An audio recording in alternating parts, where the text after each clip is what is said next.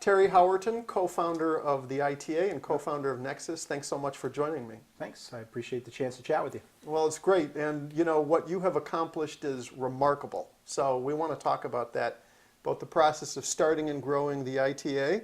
And I also want to drill in on TechNexus because I think there's a model there nationally for something that's really got legs. So how about a quick background on ITA and TechNexus? How did you start them? When I came to Chicago about 10 years ago, there was an enormous technology community here. It's just no one knew anything about it, and no one really recognized that they were a part of it. What we found were a lot of companies that were in verticals. So if you went to a company like Options Express or Thinkorswim or Archipelago, these were game-changing companies. But if you went to them early on and you said, "What industry are you in?" they'd say, "Well, we're in the financial services industry." You say, "Yeah, but 85% of your employees are identical to the people that are sitting at Orbitz, who, by the way, think they're in the travel industry." And if all these companies were in a place like Silicon Valley, there would have already been horizontal connections between them. It's a good and healthy thing for employees to go to work at Archipelago and leave and go across the street and work at Orbitz. That's a healthy thing for our industry. That wasn't happening.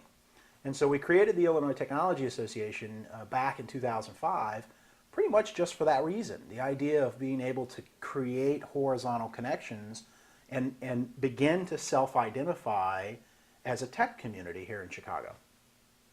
That's great. And what about TechNexus? Because I think, the process of starting ITA, you could say, well, that is a model that's fairly well established, an association kind of model around a particular kind of expertise, an industry, and a region.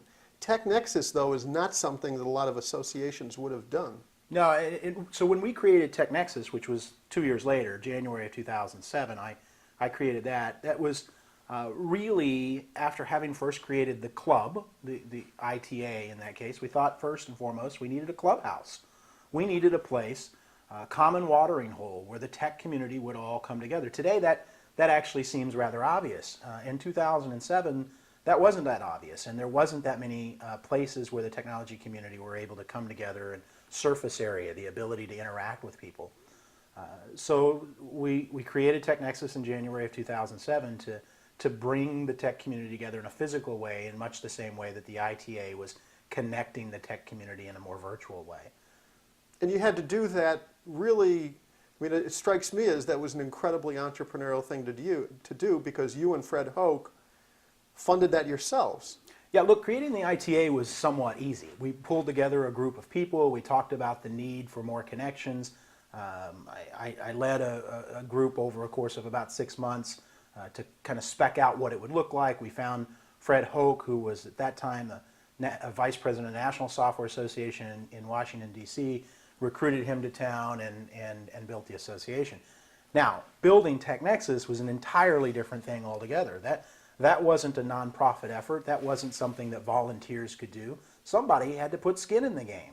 Somebody had to actually take personal risk in order to be able to create that. We talked. That was how many square feet? That was. TechNexus is a 25,000 square foot facility across the street from the Sears Tower. It's not virtual. And downtown, the most expensive kind of real estate that you can get. And someone, as I said, had to put some skin in the game and had to take a little bit of risk on that. We went around town. We talked to a lot of the different company leaders and the people that had been associated with the ITA, and we kind of told them what we wanted to do. We wanted to create this facility, this common watering hole. Most people looked at us like we were just absolutely crazy. We probably were, but I think you have to be crazy to take on risk like that. Most people looked at us and asked, how in the world would you ever pay for this? How will you ever maintain this? The good news is that we were entrepreneurs. The good news is that we didn't deal with a dollar's worth of public money. The good news is there wasn't a billionaire's bank account that was opened up to us to be able to build it, which means that we had to figure out a way to make it pay for itself. We had to build something that was of enough value to people that it could sustain itself. I reached into my pocket back in '07 and pulled just a very small amount of cash out to open that facility up, to renovate, to knock a few walls down, to make a place that would be suitable. But then within a couple of months, it had to be rationalized. It had to pay for itself. And we bootstrapped it every day since then. So now we are 5 years on, and what are the statistics? How many companies have you hosted there, and what kind of metrics are around those? So what's interesting startups? is, we didn't set out to create an incubator. In fact, in the beginning with TechNexus, we very purposely didn't use the incubator word. A lot of people tried to use that to describe us. When media would write about what we had done there, they would ask about questions about an incubator, or the kinds of questions you would ask about an incubator. We instead talked about building a collaboration center. We thought it was important to not have all of the same kinds of people in the room together. Typical incubators very often are connected to government, or they're connected to academia. One university is going to sponsor it. And inside that incubator, what you end up getting is a very homogeneous look of people, the same type of people, the same age of people, the same degree of success that they've had. You might bring in occasionally mentors from the outside, but those are outsiders that are coming in. What we wanted to build in the beginning was a collaboration center, a place where there was a great mix of people. You're just as But they were mostly startups or early stage companies? Not really. I mean, No. in the beginning, it was all sorts of different key stakeholders from the tech community. We wanted investors, we wanted young startups, we wanted engineers from the big companies, we wanted executives that had already been there, done that, and built companies. We wanted buyers. We wanted IT buyers, the CIOs of the community, to have a reason to come through and collaborate. Now, when we first went out with that vision, very early on, we had a couple of startups who came to us and said, "Holy cow, this is the kind of people I need to interact with. These are the people that I need to see, and they're all coming here already. So would you mind if I had a desk over in the corner over there?" Sure, take a desk. That's the beginning of the incubator. And again, it was 3 or 4 years before we even acknowledged that in fact is what we had built. We've now had 137 companies that have grown on that floor since we opened in 2007. Those companies have raised a little more than $80 million in capital while they were on the floor. At last count, they currently employ about 450 people. We've had companies that have come and gone in a few months, failed quickly, failed spectacularly. We've had companies that have started with one person and grown to 40 people before they've left the floor. We've had companies that have raised tens of millions of dollars all by themselves. We've had a few exits already, which is interesting, but it's been interesting. We didn't set out to create an incubator, but arguably we accidentally created the most successful incubator Chicago has yet seen, just by creating that collaboration center. Yeah, that's great. What are some of the standout names or entrepreneurs who have been there, are there now? It's interesting about the types of companies also that are there. A lot of business to business type solutions, a lot of industry solutions, some big ideas, but not necessarily a whole lot of consumer plays. It's not necessarily the kind of companies that the media understands and likes to write about. There are a lot of seasoned entrepreneurs who have been there, done that before, and are there doing it again. Our first company that actually moved into the incubator was a company called Cohesive, which was started by the former CTO of Borland Software, the former CIO of Credit Suisse Bank. These guys came in, sat down at a desk, and said, "We want to build a startup here." 5 years later, by the way, they're still there. And they're still adding value to the community, to the ecosystem, and they're still getting value out of it. Cohesive is there. What's another company that's there? Another early on company that's had just phenomenal success is Open Kernel. Open Kernel Labs has grown there now for almost 4 years. They make a virtual machine that sits inside of mobile phones and software inside of mobile phones. They're in over 1 billion mobile devices worldwide now. Wow. Which I think there's about 6 companies in the world that have that kind of market penetration. They've been a tremendous occupant inside of the collaboration center. We call them collaborators. They've been a great collaborator. Imagine this for a second, Bob. So this is an important part of the collaboration principle. On any given day at TechNexus, you're going to run into members of the advanced research team of Motorola Mobility. You're also going to run into executives from Open Kernel Labs who have for 4 years been building something in the mobile space that's now in 1 billion mobile devices. And you're also going to run into a 22-year-old kid who's building mobile apps. And it's important to have all three of those different types of stakeholders there. Magic happens at the bar downstairs. Magic happens around the water cooler. Magic happens in the gym at TechNexus, just by being able to create that kind of environment where they're going to meet each other and interact.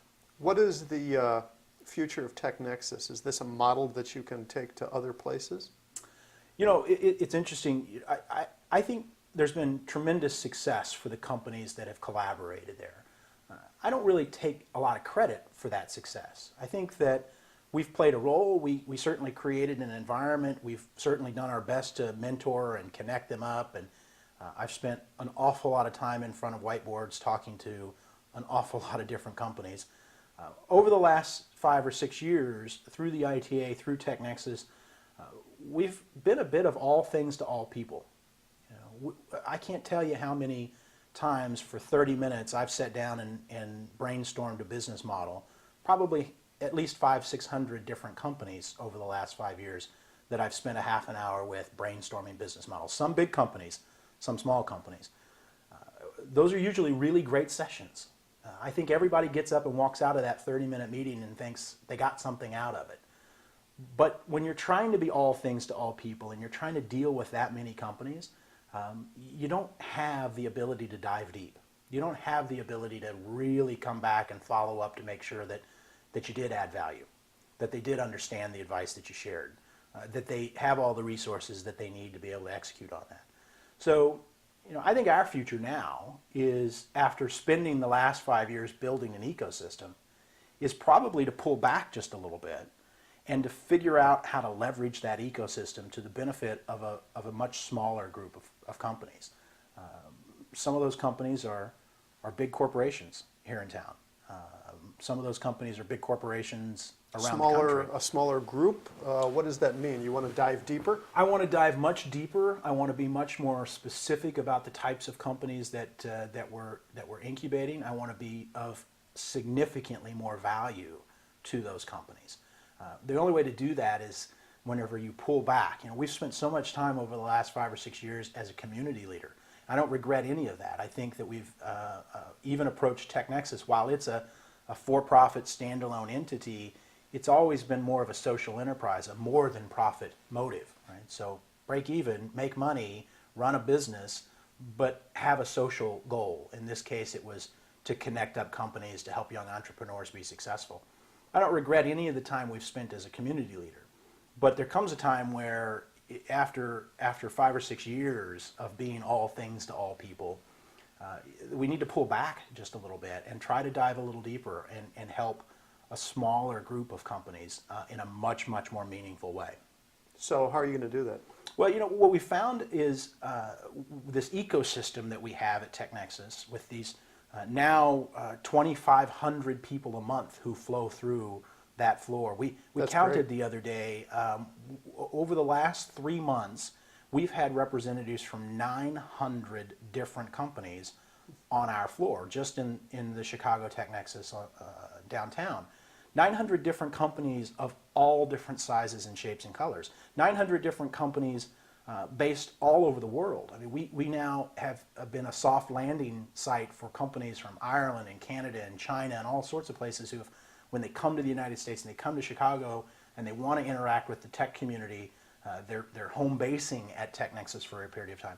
So that ecosystem of 900 different companies that have flown through and all those entrepreneurs, in addition to all of the talent, the engineering talent that hangs out there. I mean, for the first time, TechNexus represents a place where people from the University of Illinois and the University of Chicago and Northwestern are all collaborating under the same roof. That's never happened before in Chicago. Yeah. And that's happened now at TechNexus. It has been happening for a number of years there, actually, where You take engineers from the U of I and you mix them up with marketing people from Kellogg, and you put some finance people from the University of Chicago, and you put them all in the room and you shake it up and you say, what could they build together?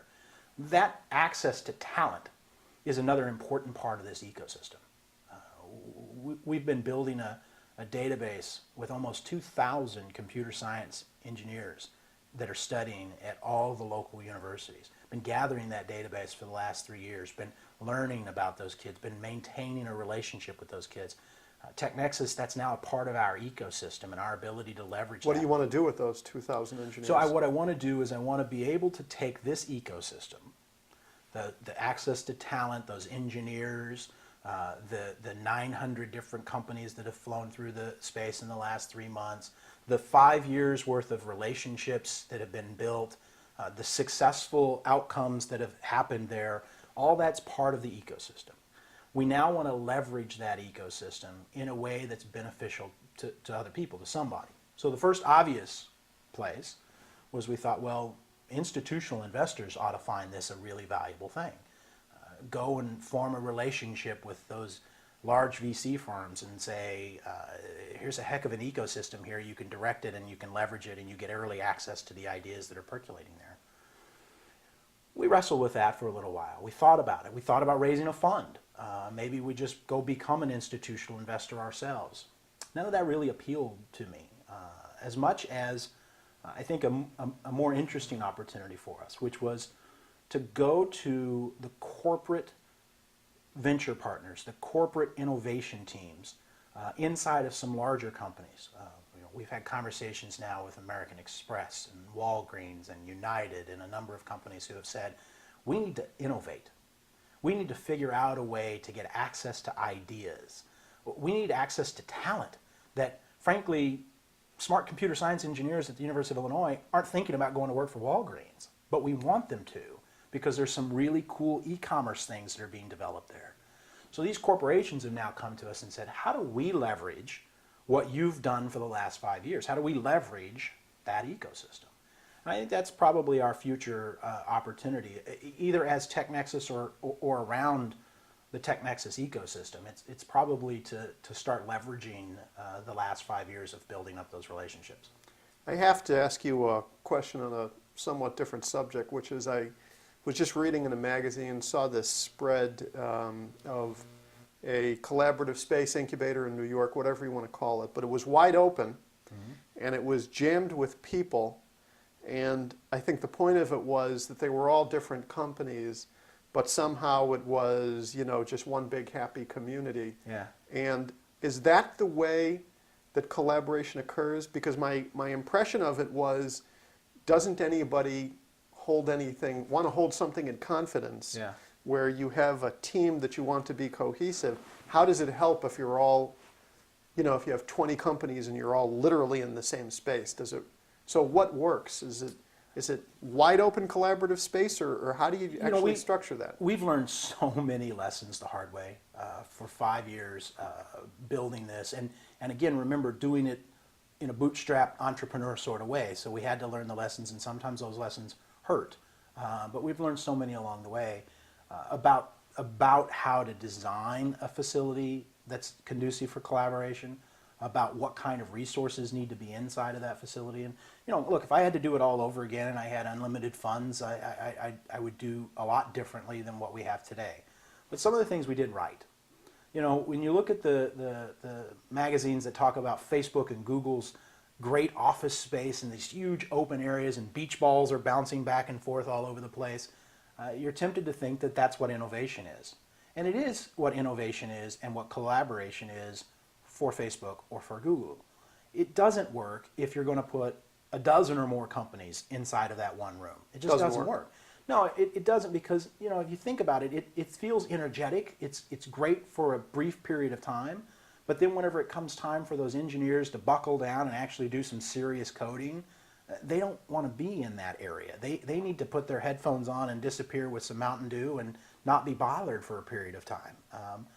Entrepreneurs might find being in that type of space on a limited basis to be beneficial, because they're meeting people that they wouldn't have otherwise met. They're having those water cooler conversations. but there's a time whenever they need to be able to retreat and feel like they're in a bit more of a cocoon with their team and start building the camaraderie within their team. So I think it's the right balance. If you look at TechNexus, what we ended up doing was building small pods around the floor. So we have pods that have 5 or 6 companies in them. The same size pod has 2 companies in them. As the companies grow a little larger, some of those pods have just 1 company in them as it's grown a little larger. And then the common collaboration space, the conference rooms and the lounges and the kitchens and all of that type of stuff, it works pretty well. Final question here. Yeah. What is your #1 piece of advice to entrepreneurs? How to succeed? Oh wow, fail fast. Fail fast. Yeah, and it's easy to give that advice. It's really hard for me even to accept that advice myself. You know, I've been an entrepreneur since I was 15. I started my first company when I was 15. It's in my DNA. I don't know anything other than that. I'm lucky to have never gotten a paycheck from anybody in my life. I've had a lot of success. I've had a lot of failure. The failure I didn't accept fast enough, and I think that the opportunity inside of a place like TechNexus allows us to say, you know, this idea isn't that great. Let's see if we can make that idea better. And that's the nuance that we're trying to establish inside of TechNexus. It's not, hey, this idea is terrible. It's, hey, let me see if I can find people who will help you make that idea better. And it may just be that this idea or this team that you've built isn't going to work, and we need to hit the reset button and go in an entirely another direction. Terry Howerton, co-founder of ITA and TechNexus, thank you so much. Thank you, Paul. You bet.